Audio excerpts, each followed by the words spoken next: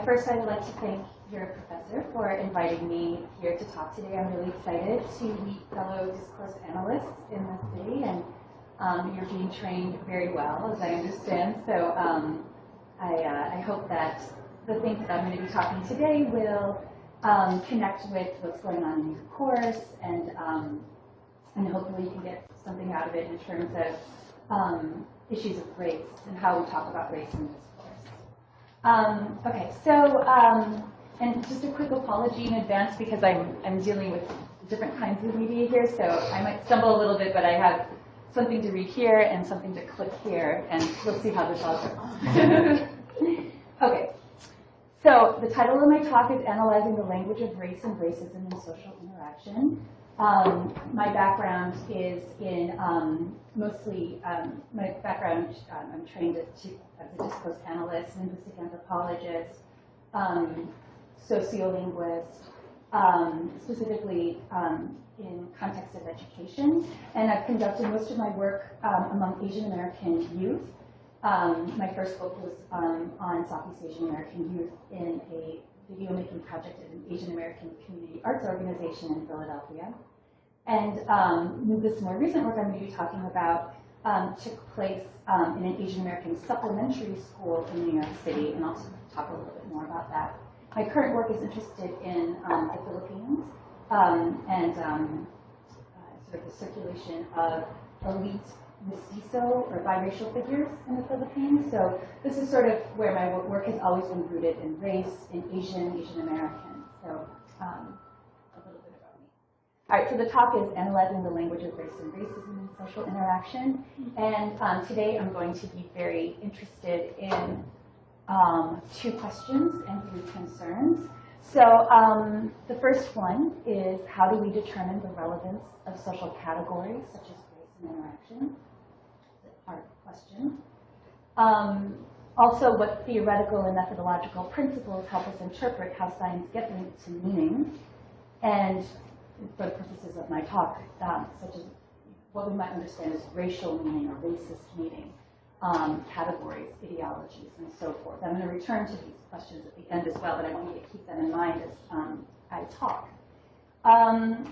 Now, the concerns I have are primarily 3. One is on the question of interpretation.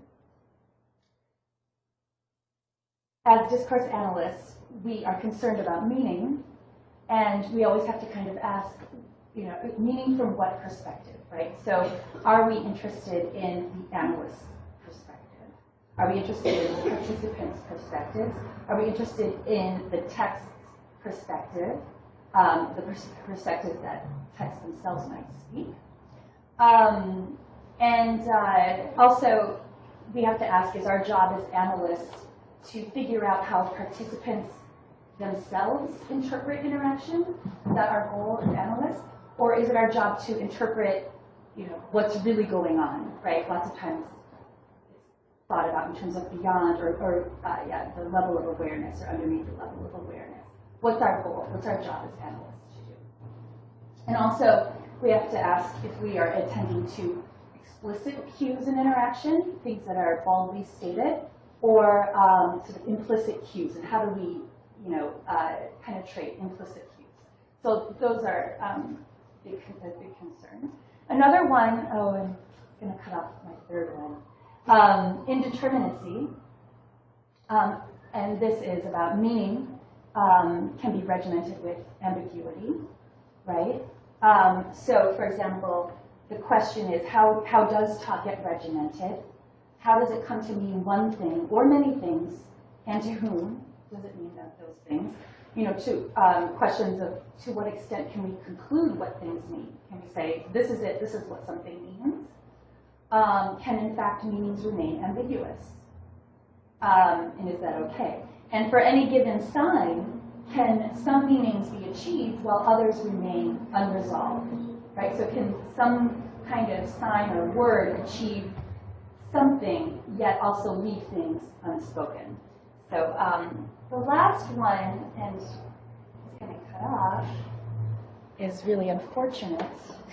I'm not sure what we should do. We should go back to the other screen, or Because I think it's going to cut off the bottom part of my talk. Let's see what's going on. Oh, because it's because the text didn't quite map on correctly. Okay, well, at least you can read it from there. So figures. I'm also very interested in the concept of figures, which is that meaning relies on circulating figures of personhood. Okay, so what I mean by this is something that is actually one of my central concerns of late. And it's basically the question of language can only be understood in relation to how it gets linked to people. Okay, so and I'm not talking about real people. I'm talking about ideas about people, and what some refer to as stereotypes, and Asaf Agha refers to as figures of personhood, which is why I use the term here. So what I mean is that figures are these sort of socially recognizable personae that circulate among a set of individuals. So I'll give you maybe an example: the suburban soccer mom, or you know, I don't know, the Williamsburg hipster. Right? And lots of times these figures that we sort of all can kind of recognize, I mean, the Williamsburg hipster may be something that New York recognizes in New Jersey, but once you start getting into Kansas, maybe not so much. So all of these figures kind of circulate within specific kinds of domains. My more recent work, which I'm not going to talk about so much today, is interested in how these figures are really almost entirely imagined, right? If you think about if you think about the hipster, you'd probably be very hard-pressed to find somebody who identifies as one. But you'd be able to find people who would say, oh, that's a hipster, or that's where the hipsters are, right? So these are these kinds of imagined figures of personhood that circulate, and lots of times are not inhabitable, or by the people themselves. Okay. I don't know if we want to go back. Hopefully the other ones. Yeah, that might have been the other one. Let's hope.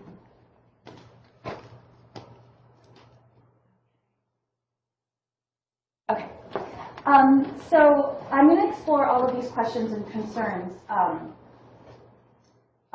in my talk today as I examine Korean American fifth graders who cried racist in classroom discourse.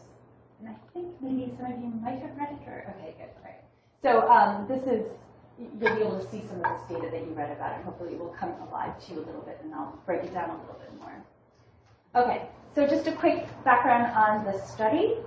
A year-long ethnographic and discourse analytic study at an Asian American supplementary school in New York City, 2006 to 2007. I can talk endlessly about supplementary schools, but I will spare you. But if you are curious about them, lots of times they're called cram schools. This one, the Kagwon, if you are Korean or no Korean, or Juku, you know, in Japan. So these are kind of alternative out-of-school sites that offer additional academic instruction. For this study, I did video recorded interaction in a fifth grade English language arts class that met on Fridays after school. There were 2 white teachers.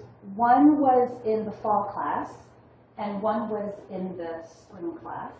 And in both of those classes, there were 11 kids, 1.5 and second generation Korean American students.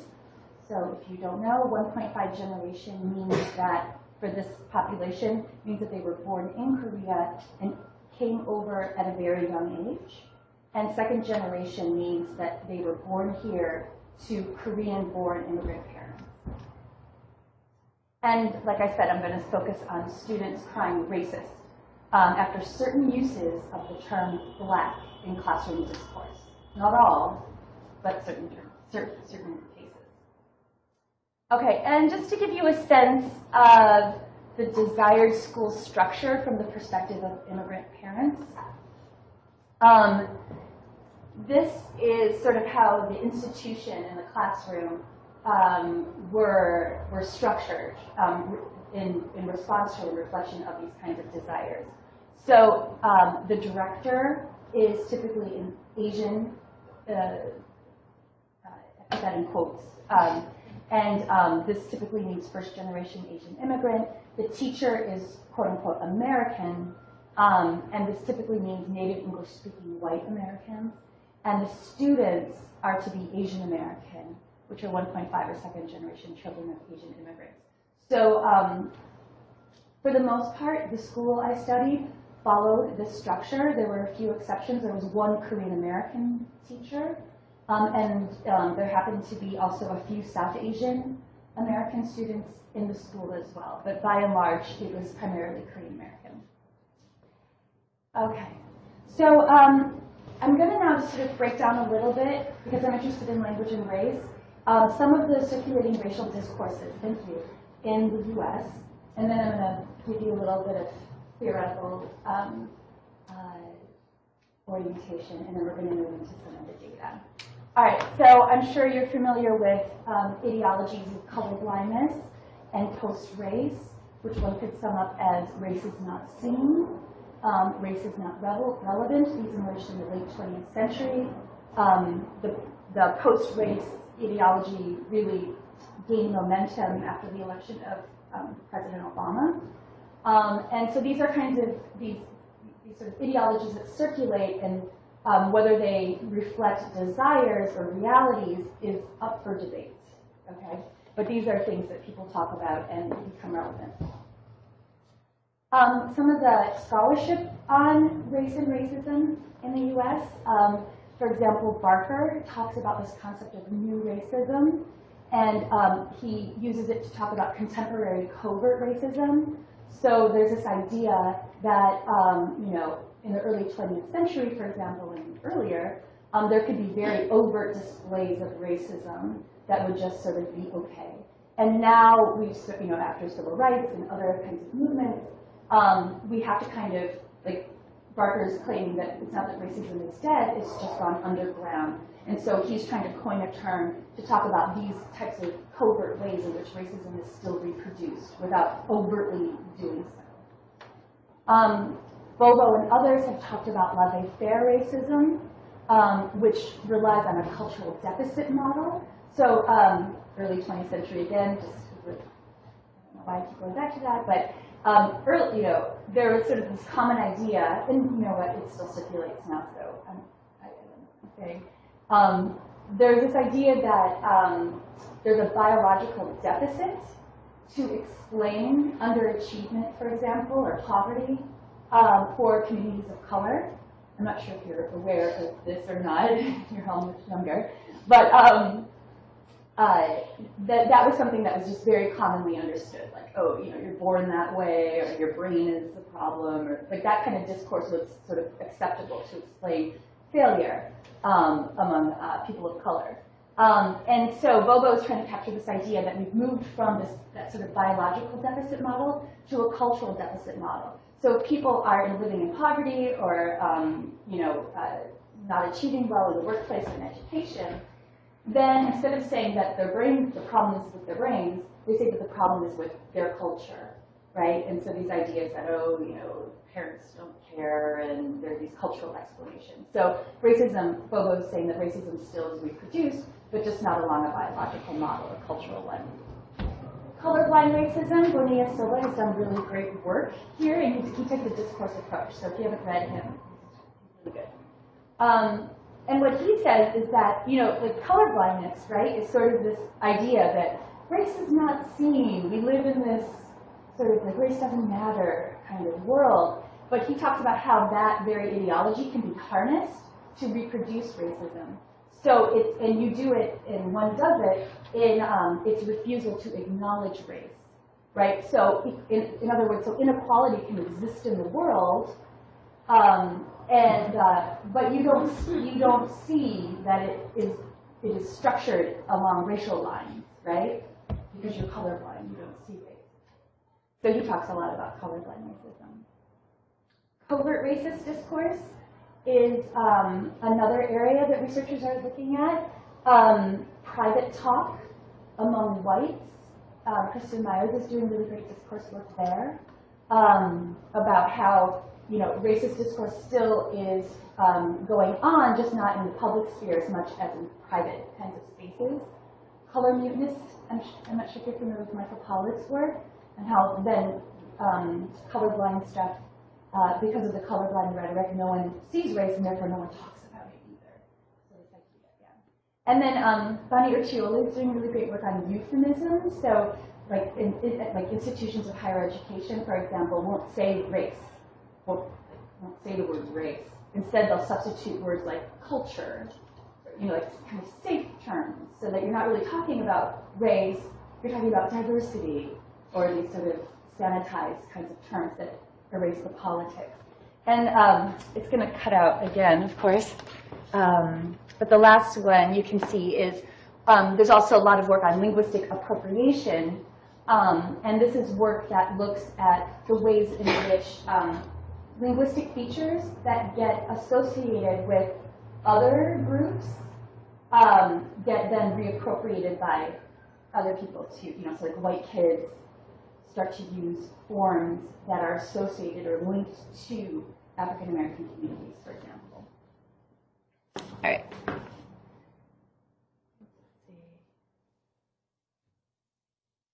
Oh.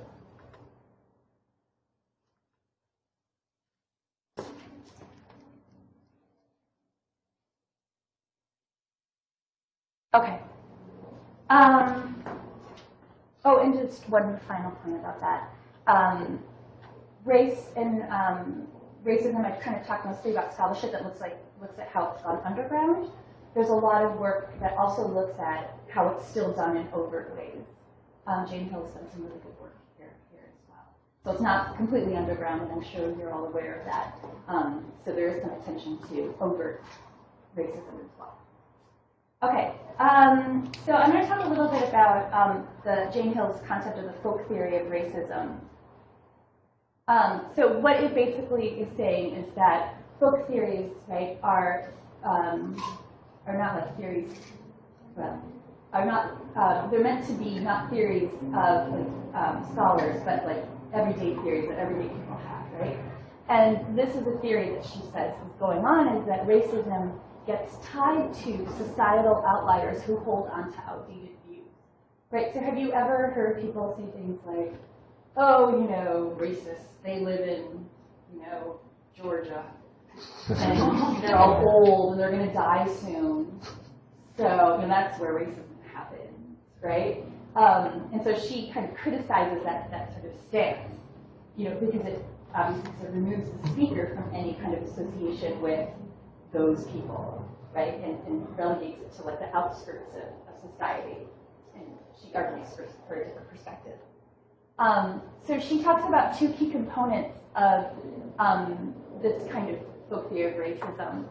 So it's the theory of personalism, the language ideology, which basically means speakers are intentionally racist, right? So when a speaker makes a racial slur, that speaker becomes racist.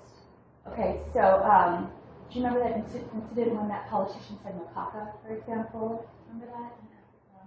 Let me think of another more recent one.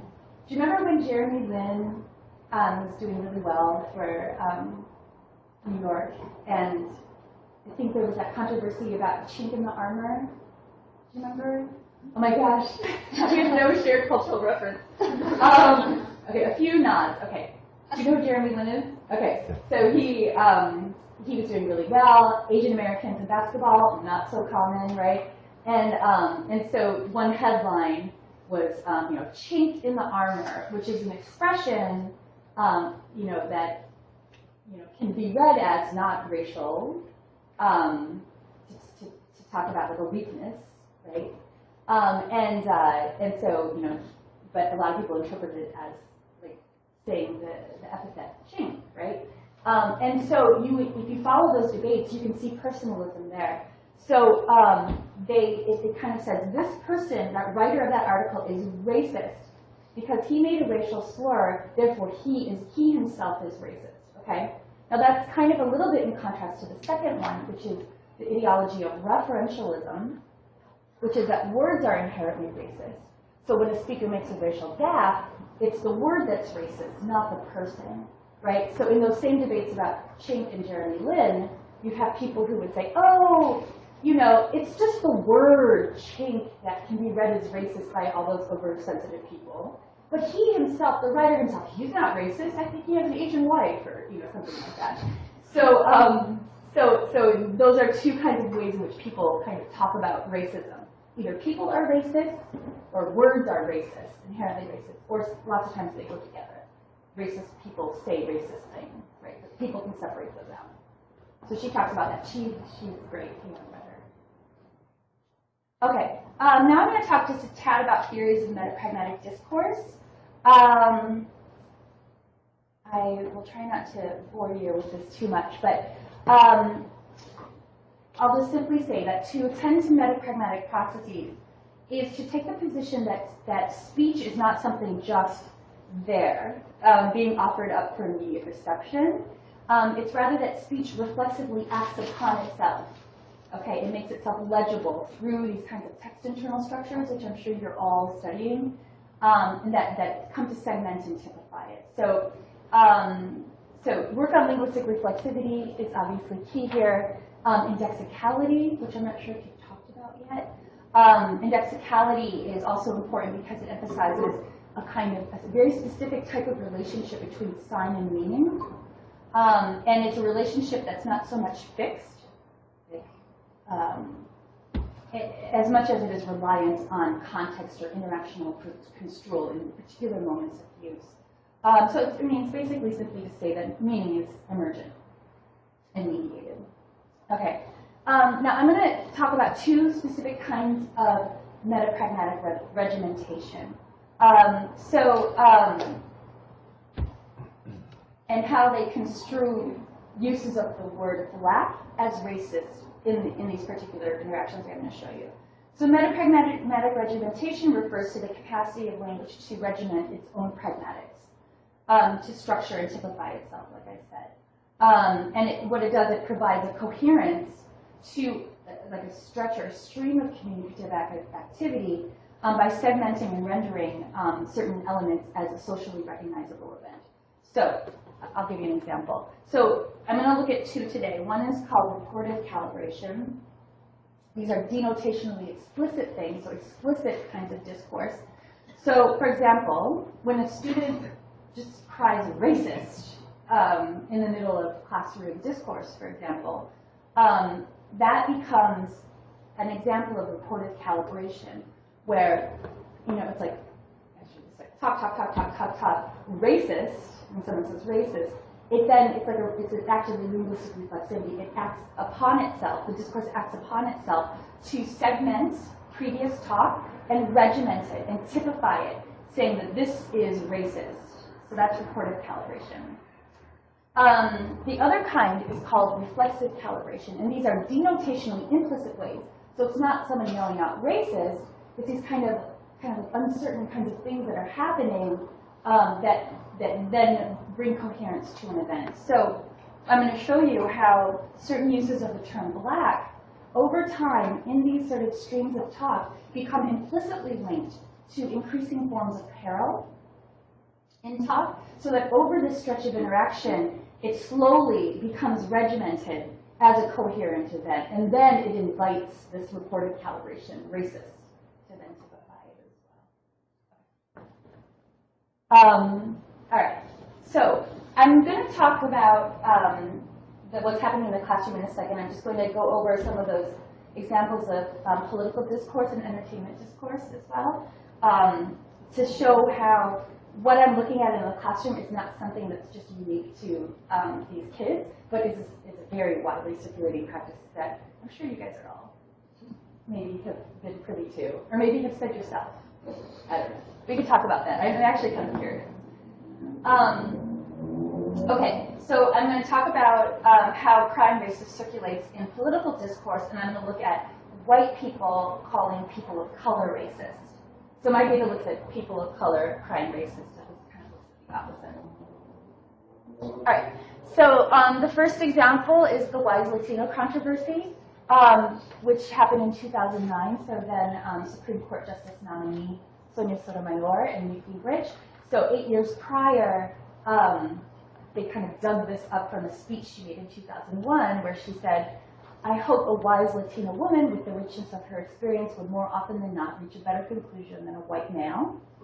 And this invited, everyone got all excited about it, including Newt Gingrich, when he said, via Twitter, imagine a judicial nominee said, my experience as a white man makes me better than a Latina woman. Wouldn't they have to withdraw? New racism is no better than old racism. And then he goes on to say, white man racist nominee would be forced to withdraw, and Latina woman racist should also withdraw. And then I just want you to note here that, oh my gosh, all right. I wanted just to draw your attention to these parts here of new racism and old racism he brings up. Now these are very different from what I told you earlier about Barker, the scholar who talks about new racism as covert racism. Actually, what Gingrich is doing is something really kind of different, which is saying that new racism is basically reverse racism, right? New racism is people of color being racist towards whites. And then old racism is, when, in his terms, when he uses the word old, he kind of temporarily situates it as in the past, right? As white people being racist towards people of color. So anyways, he's doing something really interesting with time there, I think. Okay.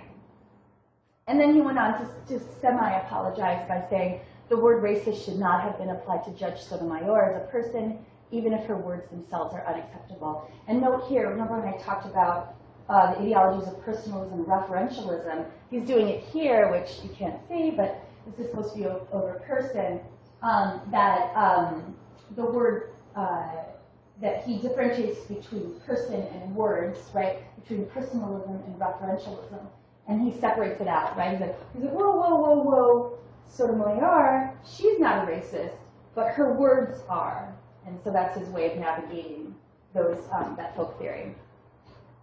Okay, another quick example is the stupid cops controversy, also in 2009, where Professor Henry Louis Gates Jr., Harvard professor, arrested outside his home. He's trying to get in. Obama said that the Cambridge police acted stupidly in arresting somebody where there was already proof that they were in their own home. And Glenn Beck got really upset, and he said Obama is a guy who has a deep-seated hatred for white people or the white culture. I'm not saying he doesn't like white people. I'm saying he has a problem. This guy is, I believe, a racist.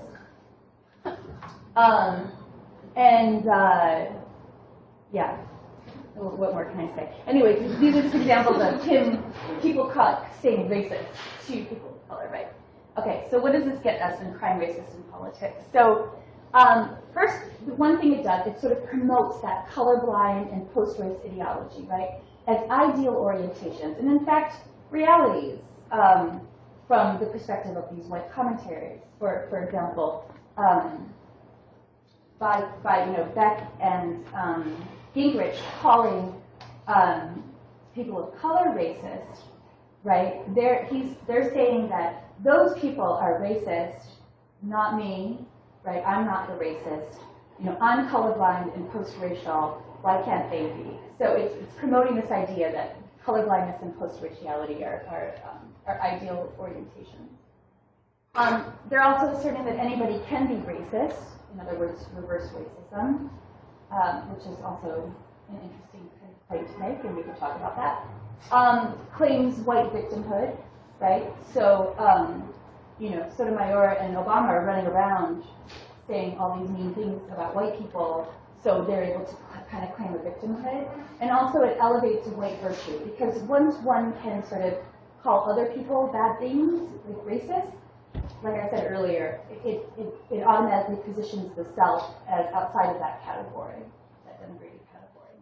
So it elevates the virtue.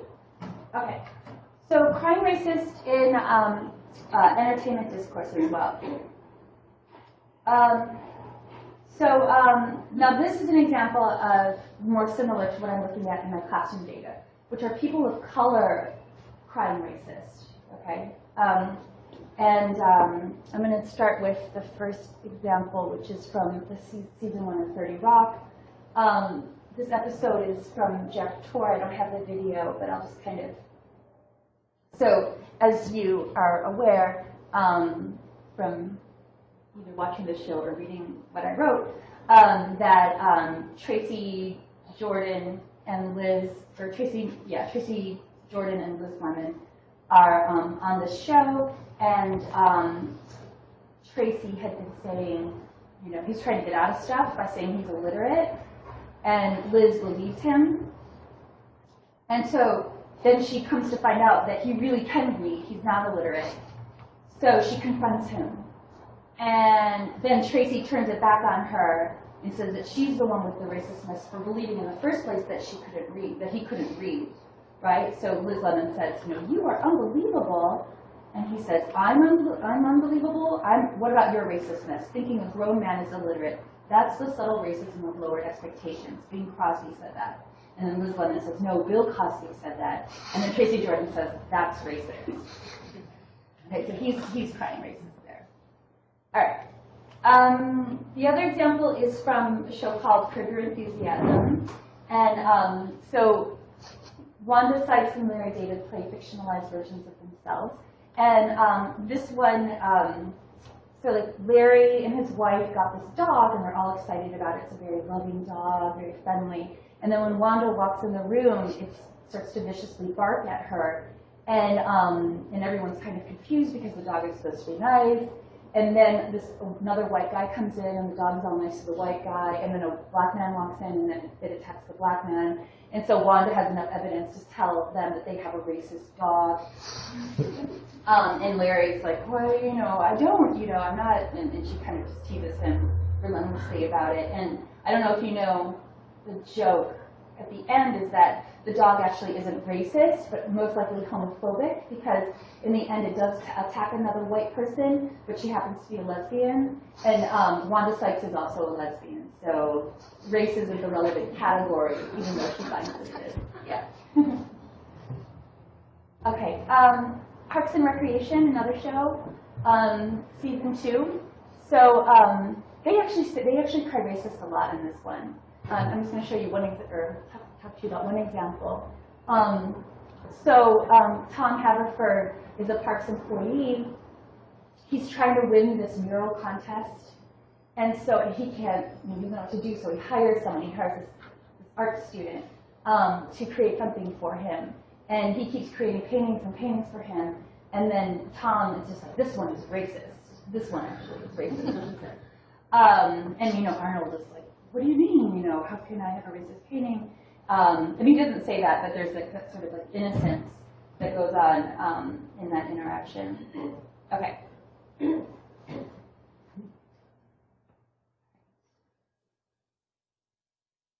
Okay. So just quickly, so I talked about 3 sort of random examples, primary system entertainment, and I argue that one thing that it does is it forms a comedic genre, right? That somehow it has become really funny in our culture to yell out racist, you know, people can talk about why that's funny. I mean, part of it is because, just like those racial discourses I talked about earlier, it makes like the topic of race and racism very sensitive, and people don't want to talk, or they don't know if they should talk about it, and so then to broadly say racist like unnerves everybody, and that can be funny. So there's this comedic genre around race right now. I argue also that it relies on the recognizability of circulating figures of personhood. And those are the nervous yet innocent white liberal. So in those last 3 examples where you had Tina Fey, Larry David, and then that white art student, they're all kind of these, you know, like nervous people that are, you know, actually in the end really kind of innocent because they're not racist, or they didn't mean to be racist, and you know, and they get a little ruffled. So that figure is required in this comedic genre. You need that sort of nervousness and innocence. The other thing that's required is this angry yet imprecise person of color figure. So you have these like irate kinds of people people of color who are, you know, want to call people racist, but at the same time they're not really good at it because they, you know, they're wrong half the time, or their racist cries are kind of absurd, so that's kind of funny as well. Excuse me. All right, so it leaves us with questions about whether it positions whites as innocent or guilty, right? So are whites here innocent of racism, Or in fact, are they guilty in some subtle way for exuding unwittingly this type of white anxiety about racism? And also the question is, does it mock or justify racist accusations, right? So by these people saying racist, is it mocking when people do, because people do it all the time, or people see race when it's really not relevant? Or is it actually saying that race is still relevant? It's ambiguous. All right, so to my study about prime racist as in a classroom. So these instances I'm going to talk about are really about decoding racist discourse.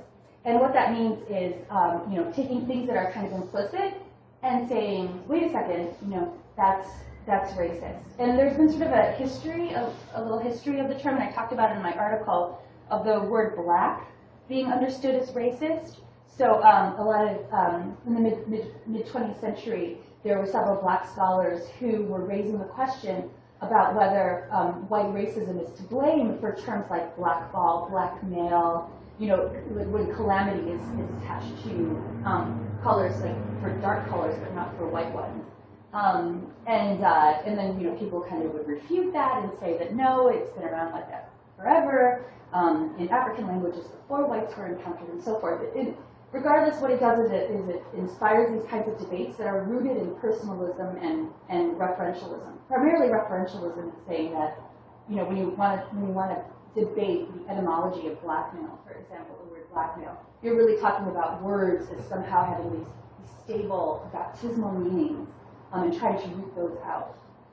And what I'm going to show you is that the kids I look at, they don't really rely on referentialist kinds of discourses. They rely more on these implicit indexical practices that happen to help them understand what is racist and what is not. Okay. So I'm going to show you some video now. In this first interaction, the teacher and students are discussing the Columbine shooting as a sample topic for their essay on gun control. Actually, I'm going to read you the transcript first because it's kind of quick, and then the video, and then I'll play the video. So the teacher, Ms. Turner, says, "These were not your typical high school students.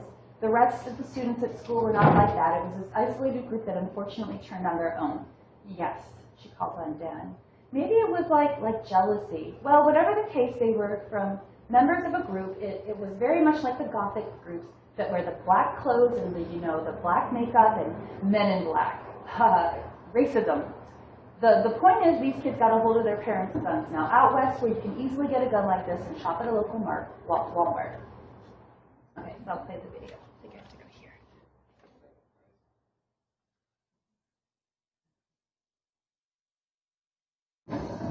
These are not your typical high school students. The rest of the students at school were not like that. It was this isolated group that unfortunately turned on their own. Maybe it was like jealousy. Whatever the case, they were members of a group, very much like the Gothic groups that wear the black clothes, the black makeup, and men in black. The point is, these kids got a hold of their parents' guns. Now, out west, when you can easily get a gun license, you can shop at a local Walmart. Okay. Okay. So in this, you see that there's she's describing deviant students as not typical. Oh, these come out good. Isolated, turning on their own, jealous. Okay. And then you see the term black is used twice.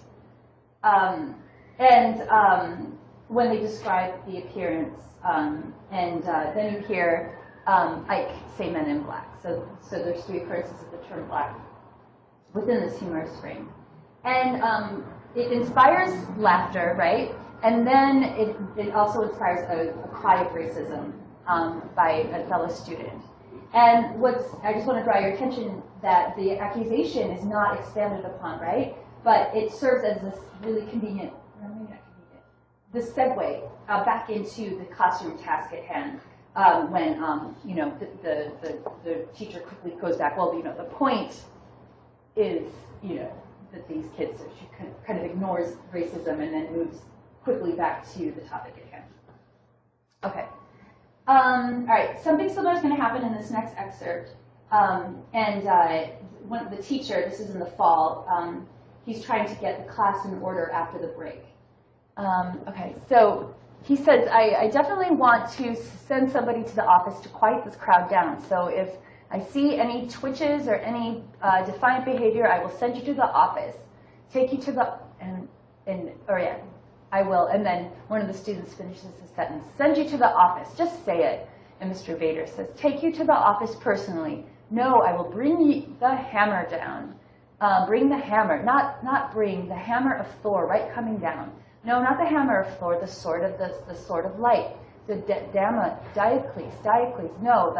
No, the sword of darkness. The sword of darkness is coming to those who act in antisocial behavior.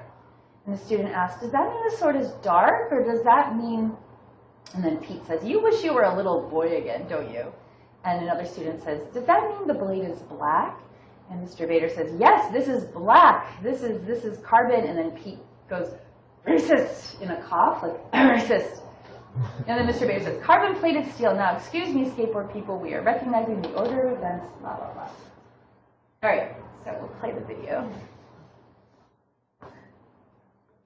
I definitely want to send somebody to the office to quiet this crowd down. Thank you. So, if I see any switches or any defiant behavior, I will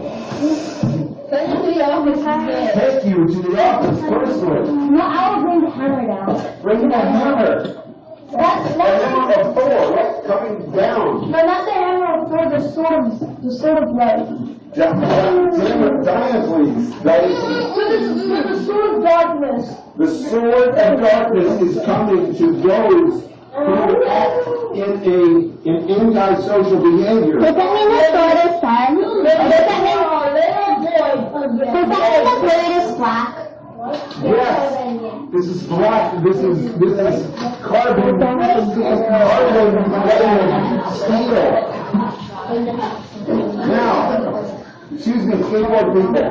We are recognizing the order of events or steps on page 11. Okay. So in this excerpt, something similar happens, right? Where he's describing violence, and he talks about, let me see over here. Oh yeah, defiant and antisocial students. So he's trying to draw on this Germanic mythology, perhaps, and Damocles or Diocles, and this emergent poetic patterning reveals an escalation by increment of the brutality of the weapon, right? So he starts with hammer, like I'll bring the hammer down. All of a sudden, it becomes the hammer of Thor, so like a more dangerous hammer. And then it becomes a sword, a light sword, and then it becomes a dark sword. And then the question is it a black sword? So you see that there's a slow kind of indexical tie being made to forms of peril that are increasing. And then all of a sudden it's called black, and Pete cries out racist in his cough. And also, just if you could note, in Pete's prior turn, he's already starting to tease Mr. Vader, because Mr. Vader's talking about swords and hammers and stuff, and he's like, you wish you were a little boy again, don't you? So he's already starting to elbow him a little bit before he cries out racist, kind of setting up maybe perhaps a kind of playful frame in which to interpret his racist cry. And just if you could also note that also in that previous excerpt where once someone yelled out racism, the teacher kind of quickly goes back to what they were talking about. So, he's going off on all this sword and hammer stuff, and then all of a sudden when someone yelled out racist, he immediately kind of stops now, and then he moves on to, let's move on to page 11. So, yeah. Okay. All right, so in this next excerpt, the students are doing a crossword puzzle and asking the teacher for help. So Dan says, what's number 13? It begins, Miss Turner reads, dark or black, reading the clue. And Dan says, it begins with an E and ends with a Y. And Miss Turner says, 13 down, I'll try and find that. It means black. Think about the piano keys. White keys and the black keys are also called Bill says, called racist. They're separated. And Chill says, that's not racist. They're separated. So that's a segregation. It's not racist. And Ms. Turner says, ebony.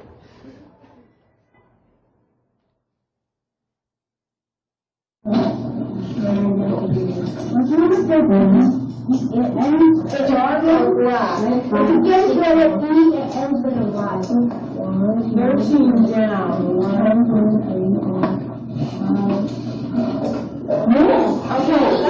It's not, it means black.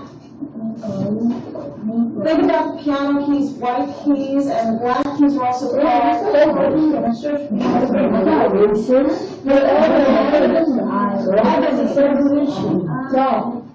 Okay. All right.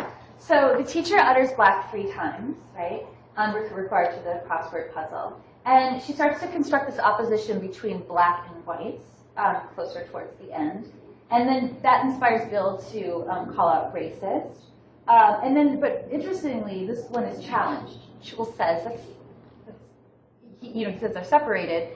And Chul says, no, that's not racist. That's not racist, right? So unlike the previous excerpts, in which racist accusations occur in this more explicit humorous or teasing frame, right? Here, the charge of racism becomes the impetus for this verbal spat that occurs. And as you notice as well, as soon as racism is talked about, she sort of provides the answer, ebony, and then they quickly move on and don't talk about what they were saying. Okay, I think I'm going to move on to the next excerpt. Okay, so, all right, so this is kind of similar to the last one in that racism and segregation go hand in hand. So in this excerpt, students they're supposed to be quietly working on their worksheets, but Lucy keeps turning behind her to see what these 2 boys are doing, Chul and Mark. Okay, I'll read it first, yeah. So Chul's like, oh, we're on page 5. Good for you. Nerds. You're a nerd. Yeah. You're white and nerdy. Oh. And then Lucy says, you're black and nerdy. Oh, racist, segregation. Are we ready to go over this? Ms. Turner says, no, 5 more minutes.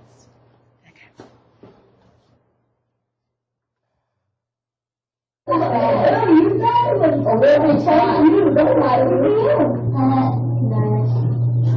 a nerd. You're white and nerdy.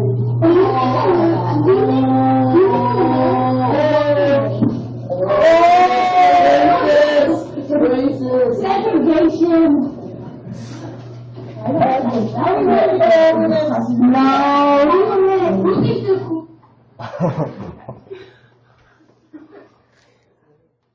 All right. Okay. So in the previous excerpts, right, the use of black was ostensibly used in the description of objects, right? So clothes, piano keys, swords, things like that. But here, the use of color terms coincides more directly with the description of racialized human types, right? So it's a little different. They escalate this insult nerd by saying white and nerdy, and somehow that's really, causes this stir. And what's going on here is that Bill is probably referencing this.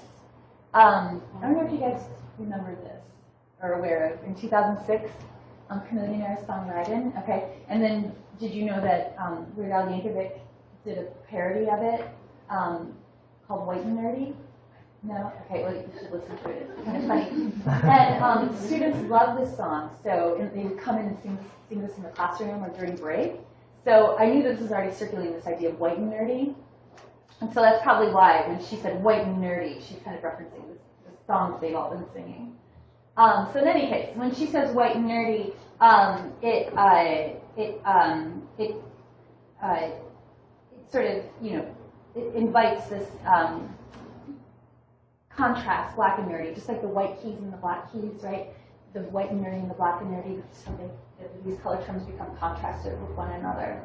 What was I going to say about this? That these oppositions become naturalized. Lucy's use of this term black is followed by even more increased expressions of shock, and then of course racism and segregation are starting to be issued upon them. And just like those last excerpts that we've all been looking at, once racism is brought up, the teacher goes back to the task at hand. Are we ready to go over this? So again, it serves as a segue. All right.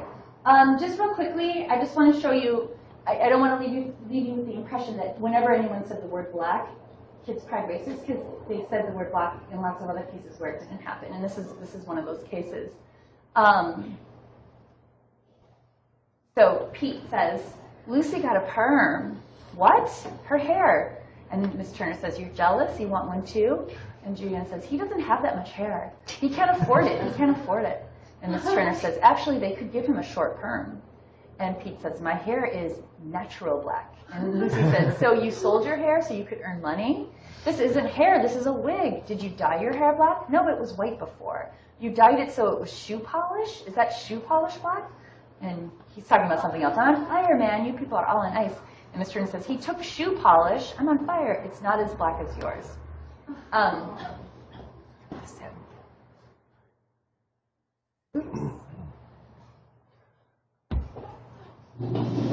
Karma got a perm. What? Pretty? You jealous? You want one too? She doesn't have a Actually, I could give him a short perm. My hair is natural black. No, you sold your hair so you could earn money. This isn't hair. This is a wig. Did you dye your hair black? Well, it was white before. So you say you dyed it with a shoe polish. Oh, I lied, yeah. You people all He took shoe polish. No, I know. It's not as black as yours. Okay. Great. Okay. So, in many ways, this excerpt is similar to the others. The term black is mentioned 4 times. It's positioned against white, like in some of those excerpts. Also, the mention of shoe polish, which is associated with blackface minstrelsy, popular in the 19th century U.S., which I kind of was expecting someone to say racist after shoe polish was brought up, but it wasn't. It doesn't invite that racist accusation. So the point is that instead of always or randomly crying racist in response to any occurrence of the term black, these kids are really keen at systematically interpreting only particular uses of black as racist. And those uses are the ones that get recognized as indexically linked to negative racialized qualities, right? Things that are linked to like violence and insults and stuff. Like here they're just talking about the color of hair. Okay. So to start wrapping up, what I'm looking at here is the metapragmatic regimentation of racist discourse and in education. And I find that here, in this context, there is this reinforcement of the black-white U.S. racial paradigm, right? That you saw how terms for black emerged in opposition to those with white. So it kind of recirculates that opposition as a naturalized one. It's also a gendered practice performed in a humorous frame that blurs the lines between playful, ironic, and snide. I think here we saw how crying racist was used to escalate teasing, to initiate verbal spats, to insult people. And my personal favorite is how it becomes this unrestrained resource that unsettles and controls the white teachers, right? So here we have race, when they understand that when you cry racist, they will not be punished or censored for it at all. That because they're able to sort of manage this humorous and ambiguous frame, that they have this complete freedom to cry racism, and they know that it controls the teachers to then step off the topic and move on. And here I think is where it becomes really clear that the social figures of the nervous and innocent white liberal and the angry and imprecise person of color come to bear in this interaction, because it ties like what's going on in this classroom to wider scales of communicative context, in entertainment and politics, right? So it's basically like watching an episode of, Parks and Recreation, right? So it's all perfectly staged with those white teachers that are kind of nervous and evade the topic of race, and these kids who have no problem just yelling it out and kind of getting away with it. Also, what's going on here is sort of a complication of language ideologies of referentialism and personalism. So, these racist accusations respond to the term black not with respect to what it means as some baptismal or inherent meaning, but rather how it emerges to gain some type of indexical value over a stretch of talk. And also, they cry out racist, but there isn't these long debates or like accusing someone as being a racist. Like, you are a racist. It's just sort of racist just happens, and it's without a drawn out debate about personal fault or like who is the racist. And then also it contributes to the ongoing formation of racial ideologies of colorblindness and post-race. So, it's interesting what's going on here with that. So these ideologies of colorblind and post-race are not fixed. They're constantly reshaped in discursive process. So, again, that example of colorblindness, it's ostensibly an anti-racist ideology, yet it can be harnessed to service contemporary racism. So what's going on here is there's this kind of indeterminacy of how the racial ideologies are operating. Are the Korean American boys, policing language? Are they upholding these kinds of ideologies, or are they mocking these kinds of ideologies? It's all kind of unclear. And you see that they benefit from that sort of ambiguity because they can exploit these ideologies to either claim superiority for being able to decode racist talk, or they were able to perform these kinds of actions in the classroom and be ambiguous about race and racism, and they don't have to worry about the teacher, calling them out on it because he or she will quickly change course. Okay, so just to wrap up, I started off with some questions that I'm going to try to figure out here. So how do we determine the relevance of social categories such as race and interaction? So relevance, right, is determined by two main levels, right? Attention to local interactional practice, right, by how participants themselves orient to things as explicitly or implicitly racist, but also by attending to how these interactions are tied to wider scales of ethnographic context, how they can be part of broadly circulating routines about race and racism, right? So as you move forward, becoming discourse analysts, it's not enough to stick to the text and make sense of the text as if it's some kind of autonomous thing, but how it gets tied to wider things for its meaning. The other one was what theoretical and methodological principles help us interpret how science gets its meaning. And here I think theories of metapragmatic discourse really help to draw our attention to how language acts upon itself as mediated by and interpreted through wider processes such as co-text, right, what becomes said before and after things, as well as context, as larger circulating figures or ideologies. And then the three concerns I had about interpretation, meaning from what perspective. So I tried to show how different forms of textual reflexivity, calibration, circulation, and so forth guide how participants and analysts interpret meaning, how we're both sort of a part of that process. Indeterminacy, meanings can regiment with ambiguity, how sometimes meaning can really rely on ambiguity for their social effects, right? So it's almost like those kids really relied on the ambiguity about where they stand relative to these ideologies in order to perform very kinds of clear social effects in the classroom, manipulating the teachers, achieving certain kinds of relationships in the classroom. That Crying Racist really has these two kind of realms of meaning, right? The ambiguous stuff and then these sort of concrete things that can get accomplished. And then the last one, which you can't see, but I'll show you, the figures, the circulating models of personhood. And I hope I also showed how the figures of personhood become very central to doing this work. So that figure of the nervous and innocent white liberal, the angry and imprecise person of color, they circulate across all of these domains, the classroom, the politics, and the entertainment, and they come to regiment what's going on in all of those multiple domains and tie it to this type of wider kind of cultural or societal practice that we're all kind of a part of. That's it. Thank you. Thank you. We have 15 minutes for questions, and we read articles too. So Oh yeah, if you want to talk about that. Yeah. If you want to talk about that, that's fine too.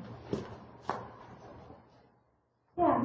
I was wondering if the kids had recently had a lesson on racial segregation and civil rights movement or anything like that, because it seems as though they keep bringing up this concept of segregation, which is clear in that like black versus white. But I was wondering if they kind of got that from a lesson in school, maybe judging by the teacher's reactions or the way the teacher taught it, maybe are kind of tapping in on that kind of nervousness from the teacher to bring that up? Yeah, that's a great question, and people have brought that up to me as well. I wasn't in their classrooms, but I do know that their curriculum dealt with like the civil rights movement and topics of segregation and so forth. So I do think that they are drawing on all these things that happen not only in their school curriculum, but also on social media or conversations with others that allow them to identify like the separation of color terms as perhaps a funny example or an example of what one might call separation or segregation. But it'd be interesting to kind of look at if there's a direct link between school curriculum and this conversation. I was wondering, so in the context of a primarily Asian American or Asian orient so much to the black racial paradigm rather than other That's a great question. or do you have other instances where they do react to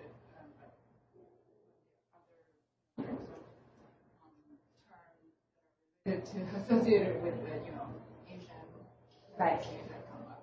Yeah, there are cases that I limited they do cry racist in other contexts as well, not just when the word black is used. Like one time they were talking about the color peach, and they said that was racist to talk about the color peach. They talked about North Korea, and somehow that was racist. I do know that I have a lot of conversations with the kids, and they're very keenly aware of differences, of dividing the world of Asians into specific kinds of groups. So they had very specific ideas about the Chinese, and other Jewish. There was one of the teachers was Jewish, and that became an issue. That they're very keenly aware of like racial difference and the construction of racial strife as well. So I don't talk about it here, but some of those conversations are pretty interesting in ways in which they both engage in a kind of division of the world that one might understood as engaging with some kind of racial prejudice, but also in their way of kind of keenly observing that that race, like divisions among Asian ethnic groups, are problematic in themselves. Yeah.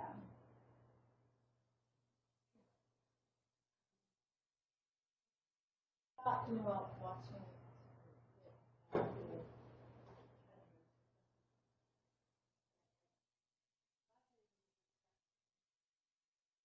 whether they were conscious of that, of the way that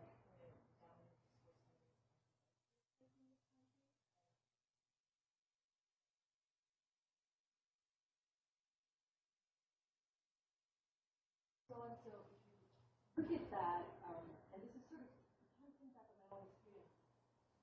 going up here is that experientially as a minority, you are aware of, like as you said, they're very aware of the different ethnic groups and they're sensitive to the differences and how they are different from other people, and yet in terms of what is given to them or presented to them through these established groups, like for example in classrooms at school, the talk is really mainly black or white. Mm-hmm. That is the dominant racism takes place in this country, and there is this experience of sort of feeling left out of the discourse, and it's this gap between what you're experiencing and what you're seeing out there.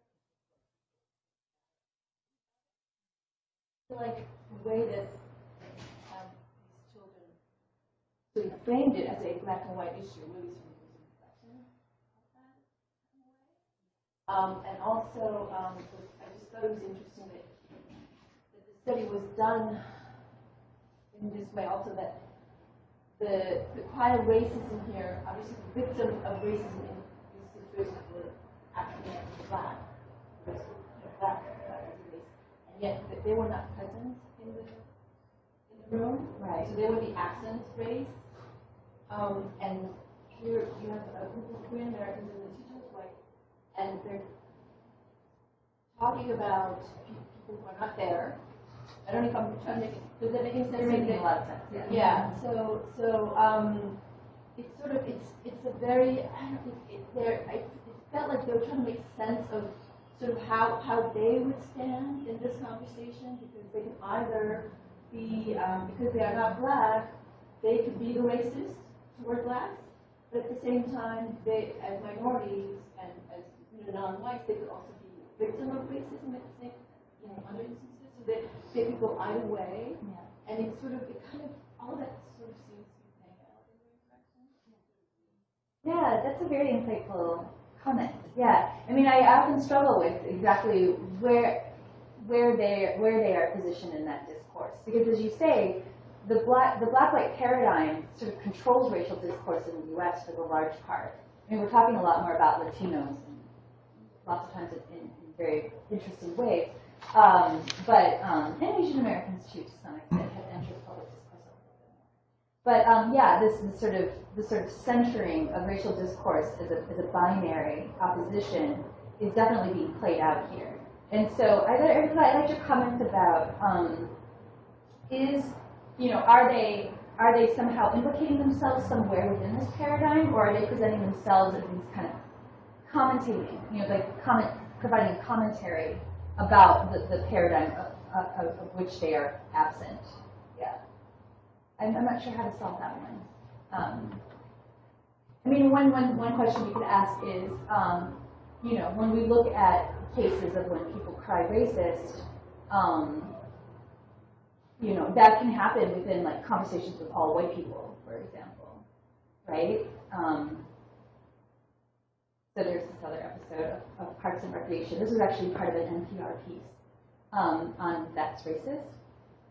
And like some white people are sorting laundry between the colored laundry, the white laundry, and there's just 3 white people, and then she's like, that's racist. So these conversations often happen where people of color are absent, right? But it's still some type of commentary on race relations, racism, something that's out there. Yes. Right, and it's then they're all there with other Asians, so it's a safe. It's not only they're commenting, but they're in a safe space, Right. For them, for each other. You know what I mean? So they can say that they're not surrounded by a black student, for example, in the class. Mm-hmm. They're safe. Mm-hmm. Do you consider that the figure or notion of an idea of African Americans, in this case, plays a role in contrast to the conflict that we're talking about, of considering the minority issues in their display or the saliency of crying out the racist term? Or do you consider that it's more focused on this issue of the reality that they see takes place in the country of the main issue between black and white cultures. Okay, so are you asking, is this coming from participating in discourses about race, or about them participating in actual real world? Yeah, I mean, if the idea or notion of a figure of conceptualizing race, race or stereotypes of race has an impact on this discourse, or it relies mostly on the conflict or issues concerning minorities, or yeah, like black versus white. If I understand you correct, if I understand you, I think you're asking, is this more about the circulation of discourse, or about a reflection of the reality of race relations on the ground that they're experiencing, perhaps? Yeah. I mean, they talk a lot about racial conflict. You know, with me, when we would have conversations, they would say, oh, you know, Jewish people don't get along with Chinese, you know, the Koreans hate the, you know, Jewish, whatever. They're very kind of acutely aware of conflict, racial conflict. But your question also started making me think, thinking what the two of you are talking about, because I do frame that figure as the angry yet imprecise person of color, right? Not necessarily as among the category of African American, for example, because the so for example, in the Parks and Rec example I gave, where Tom Haverford, he's South Asian, and he cries out racist to make somebody kind of uncomfortable. So it's almost like he takes on that figure, right, and kind of implicates himself in that situation as somebody who can call out others and make others uncomfortable, because perhaps he is also somebody who can and has experienced racism, right? So it's a good question. That question is a really good question. I think it ties with that in terms of how the kids are locating actually like real life or real experience within this discourse that circulates.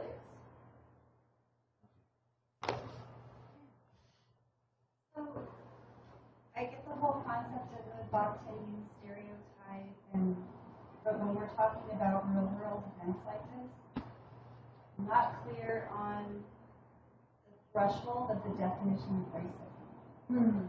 In reading the papers we read earlier discussed by Kleiner, which talks about new racism as well, I think that the threshold is a very low threshold where the conversations are very banal.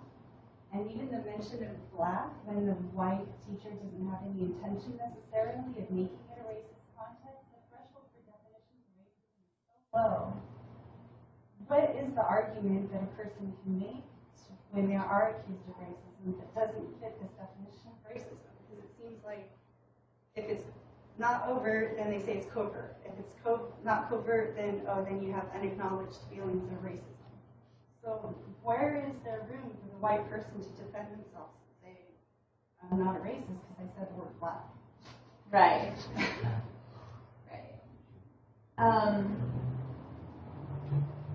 You should read Jane Hill's book, and she'll probably upset you. But I think that, actually, I'd kind of like to hear what you, that's a great question. And I'm kind of, does anyone have a response before I kind of chime in a little bit? I'm kind of curious what you all think about that. I mean, you're basically saying, like, is it possible for a white person to be understood as anti-racist, non-racist? Right. I mean, I feel like that say the word black, and automatically you're accused of racism. Based on the threshold to meet these criteria for what they define as racism. It's like, even if that was the furthest thing from your mind. Right. Yeah. So at what as a discourse analyst, how can you make a defense against that if the community is using that as the definition of racism? If someone sees a conversation where black is used in the context, how can you defend it as not being racist? Does anyone have a response to that? Yeah. It's not a direct response, but I think it's a great question. In that what are the uses in which we not Right. the ones that are maybe more accurate and less emotionally.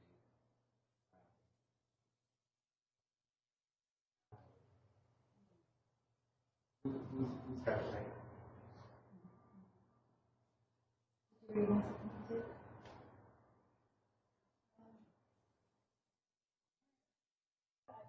Sort of like the example that we saw with Tracy and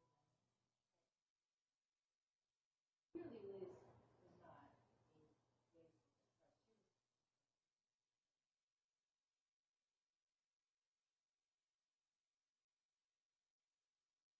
Sort of like, because Tracy is very articulate about his position, you kind of see what he's talking about. He's observed at the same time. He does it in a way where you feel that he's justified. Mm-hmm. And so that could kind of see both sides of the argument that way. And I think it's a matter of, you have to be able to say that, yes, that person didn't consciously mean any of that. Like, she didn't mean to be racist. I think you have to, don't you have to sort of give them that? Clearly the case. Mm-hmm. And at the same time, be able to say, but still, from this person's point of view, from Tracy's point of view, that without intention, there are all these things that we're talking about here that get played into an interaction or a statement or anything, that because of where we are in terms of history and all the complicated things that when two people are doing that it can happen that even if one doesn't intend to, that it's there. Mm-hmm. I also think that there's different. Tracy is not necessarily calling Liz Lemon racist for the sake of calling her racist. He's using that as a way to get out of what he was supposed to do. So he's kind of, there's maybe different functions of, like, are you actually calling somebody racist to call them out, or are you doing it to achieve a reaction? Or, and in this example of the kids, I think that the kids are trying to get a reaction, or they're trying to, since the curriculum on racism and segregation and civil rights movement are very, very limited, they're kind of saying, like, well, you're the white person, and your people were segregating against black, or and so they're sort of maybe like kind of poking at the teacher in a way also, because they have this vehicle at their ready for their use, and they're not a part of that dichotomy, so they can do that. And then in the example with Liz Lemon and Tracy Morgan, he is not this. I mean, he's kind of using this stereotype to his advantage. So I don't know if it's necessarily like for the sake of calling her racist and saying, I think he knows she's not racist. He's just, it's like a functional. So she's definitely bringing up the idea about things, my question about indeterminacy. So we're not, with you, I'm not sure if what you're suggesting is that because they call it racist, then they think it's racist, or that it is racist. But I think that there's a lot of indeterminacy that you were articulating just a second ago about are they really calling someone racist, or are they just doing it so that they can mess around with the teacher, poke fun at their friends? It's less like this sort of sincere kind of accusation, and more just they know it's this tool out there that they can use to unsettle people. That's one thing I would say for sure. Did you have the comment? Oh yeah, I just wanted to make the comment that even though it may be intended or unintended, when it's unintended, it can happen because of the current situation. I mean, it usually happens when somebody on the race that's supposed to be in power or makes a comment against somebody else, and that's when the funny thing or the making it for fun can. When it's unintended, you can use it as with regards to humor. But I think that even if it's unintended, it will continue happening because of the current situation. And in this, especially in this country, it's very very fancy issue, we could say, or it's where everybody's aware of it, whereas in other context it is not as salient as it is in here. So I just wanted to put that. I enjoyed your talk, and I really get the indeterminacy against the black-white binary. But I'm wondering how, if this concern could be applied to a single race. For example, I'm Asian American, and I was born and raised here, specifically Filipino American. And there's this personhood or figure that we have called a fob, which means someone who's not from here, but still we have the same sort of roots to the mother country. And I'm wondering I'm thinking back to my experience in high school where we appropriate certain words from the native language of my parents, and wondering if that could be indeterminate with ambiguity. Is it demonstrating an awareness of being able to? Can you give me an example of you said a word that you got from? Yeah. So for example, me and my friends would use the word, like, there's this word called pogi, which means like handsome, but it's a Filipino word. Or like gagu, which means stupid. And we would appropriate these words, but I would only use it with my Filipino American friends. We would use it with each other, but we would not use it in front of the legit, like the fobs. Okay, so you would, so for example, you would use gagu in its sense of what it means. Yeah. Like you wouldn't like alter the meaning. No. You would use it among your Phil-Am friends. Yeah. And then, but you said you wouldn't use it in front of fobs. Are you talking about your parents, or are you talking about? Yeah, parents and maybe cousins. Oh, okay. Yeah. So like recently arrived or non-American born Yeah. Filipinos. Why wouldn't you say it in front of them? I guess if I wasn't sure if they were good with it, so I'm not sure how they would accept that, because I would code switch it. So I would be like, dude, you're gagu. Yeah. Something like that. Like, you're gagu. Oh, you're pogi, dude. And just like kind of in that sense. So I wasn't sure if it was like. So if you were to do that to a fob, as you would say, then they might like you might be a little concerned that they would take it the wrong way, that you would actually be insulting the person. Okay. Yeah. So could I be doing that? Could that concern be applied to that in that sort of single race but distinct categories? I don't know if that's permissible to say that. That's how I see it. Yeah, I mean, I've written about fob before too. In my first book, I have a whole chapter on the concept of fob, and also in the edited volume I have, there's a good chapter. There's a good book on fob as well.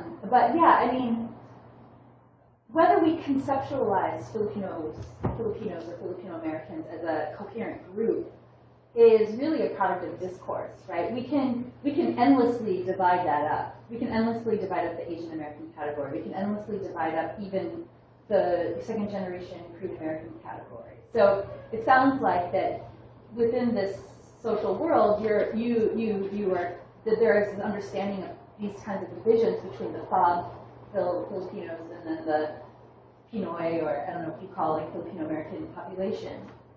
And so because there's this understanding that these are kinds of separate groups, and I'm sure they come together at some point, that there are certain kinds of words and certain kinds of common understandings that you can rely on having some kind of rigid meaning. So like when you talk to your friends, it's like, hey, how's it going? You know, you're being gagu. You know, you guys kind of have this understanding that, you know, it's going to mean that in that context. But when you enter a different kind of community of practice, then that meaning becomes really indeterminate, and so you kind of lay off of it. Right. Yeah. Okay. So I would say that it achieves that, that perhaps at one point, right when you guys started first saying gagu to one another, there might have been a little indeterminacy.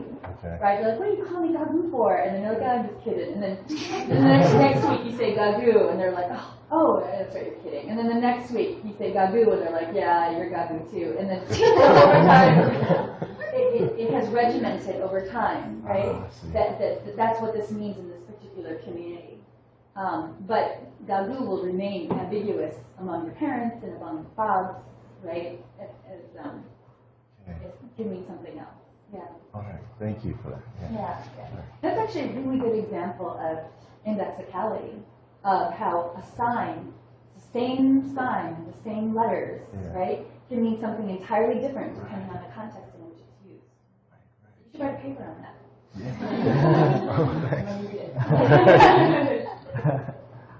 But I just want to, I have a second. Oh, do I not have a second? Okay. To get back to her question, which is a very provocative one about can whites be non-racist or that kind of question. And Jane Hill kind of has a provocative take on that, which is basically no, that that we are all implicated.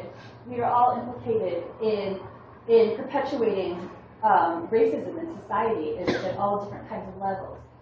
For example, different kinds of residential segregation patterns that we might be participating in, choices of friends, of partners, the fact that in many cases, like, things like, have you heard of driving while black? But it's basically that, like, white people sometimes don't have a conception that, like, it's very common for African Americans to get stopped while driving, twice a month, and or that whole stop and frisk policy that's going on right now that disproportionately affects people of color. So, as people who can get read as white in the U.S., they're afforded different certain kinds of privilege and can benefit from that privilege. And so, as long as sort of our society continues to be structured in these very racially codified ways, that it becomes near impossible. This is what Jane Hill said, to claim to be non-racist when one continues to benefit from